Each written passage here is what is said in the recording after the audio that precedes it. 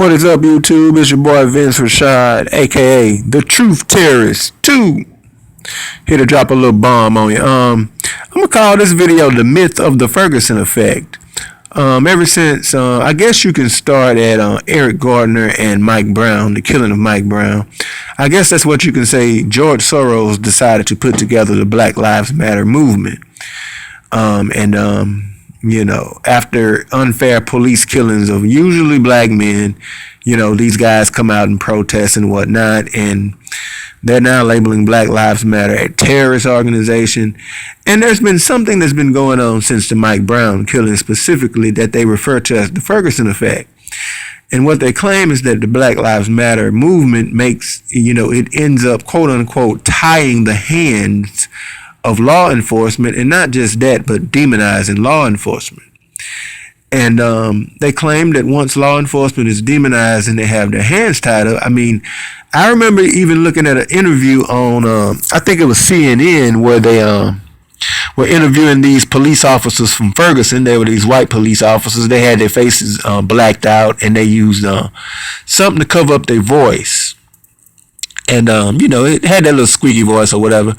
And they were saying that there was more killings and more homicide, and that, that this sprung out of Ferguson also. But we never know, if these folks are telling the truth. And in no shape or way am I making an excuse for black on black homicide. Because what you had that happened is that I seen this lady on Twitter. She was going back and forth with Tariq Nasheed. And she put up a link. And, she pointed out a very outrageous shooting that happened in Baltimore. There was a guy who got shot, young man, he got shot. And not only did he get shot, but at his candlelight vigil, because he was pretty known, I guess he was pretty popular, the same thugs came and shot up his candlelight vigil. And this usually happens between some guys who done been into it since junior high. After the most popular gangster, pretty boy thug dudes graduate from high school, they either merge with the other goons, the head goons, the most popular thugs from the other high schools, and they make, a single big gang with a little hierarchy of pretty boys and thugs at the top. The Mandingo pretty boy, little buck stud thug at the top, with all the little black girls, or either they be into it. And they be little rappers and everything. And see, this killing, I looked a little further into it. This killing in Baltimore that happened in the first or second week in July. I think it happened early in the second week of July. It was a little rapper got killed. Little underground rapper. And I guess the little ignorant street nigga hatred went so deep that somebody shot up his candlelight vigil. But there was something else that I noticed that I want to show you. I know I keep going up and down with this on camera, but I'm doing that to just keep the screen lit up. If we focus in, okay, first of all, we see that this is the Baltimore Sun. Okay, you see that's the sun.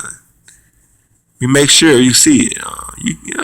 It's kind of blurred, but you can see I was trying to get Baltimore. But you see, it's the Baltimore, and it is a hot 89 degrees. I didn't think it was that hot in Baltimore. But it says this right here.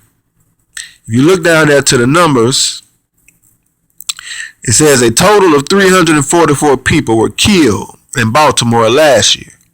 301 of them by gunfire. This year has seen more than 130 shooting deaths to the city. So this was in July, which is the 7th month, and this article was printed around about the second week in July. So that's 130 shootings. And what notoriously happened, what happens on the good side of things, I guess you could say, is that around about November and December, shootings in many parts of the country, especially in the upper areas of the East Coast and the northern region of America, the shootings go down a little bit. Sadly, they're staying about the same in Chicago. They're just decreasing maybe a little. But in a lot of other areas of the country, they decrease greatly during the winter time. And I found it interesting that this year there's been 130 shootings. That's sad. That's 130 families that no longer have a key family member that, regardless of what anybody else thinks of them, people's family members, for the most part, will care for them. Now there are some situations that where not even many family members care about certain other family members, and they just let people go to the street, and this winds up happening to them. But if there's been 130 shootings this year, even if it doubles itself, that'll be 260 shootings, which it probably won't get to. But let's assume it does. That's 260 shootings that we could, that may happen. That will be over. No, that'll be 84 shootings fewer than what happened last year. So I call this the myth of the Ferguson effect, because when you hear them say that blacks can't govern themselves, and there's very little actually good governing that black politicians are doing to the black community. This decrease that we will see by the end of 2016, like I say, even if it doubles itself, it'll get to 260. That'll still be 84 fewer killings than last year. They'll have to go on a killing rampage in the last part of this year to equal what happened last year. And these folks really don't care about the killings that go on in the black community. They just want to justify. This is the only way that the punk ass white supremacists is clearly known that the white bigots are joining the police department because they want a piece of the killing.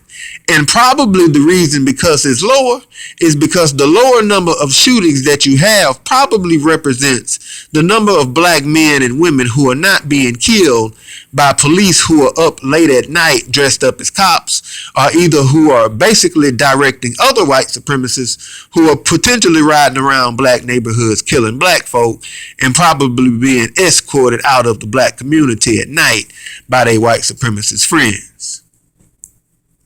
That's what I suspect is happening in Chicago, St. Louis, LA, New York, and all over. That's what I suspect is happening. As to the reason why a lot of these killings go unsolved. But that just ends this little short video on the myth of the Ferguson effect. Shootings in Baltimore, which is one of the most violent cities in America, are actually down this year, or scheduled to be down. Like I say, unless they go on a killing rampage. But it's your boy Vince Rashad, the Truth Terrorist 2. I'm up out this piece, but I will be back.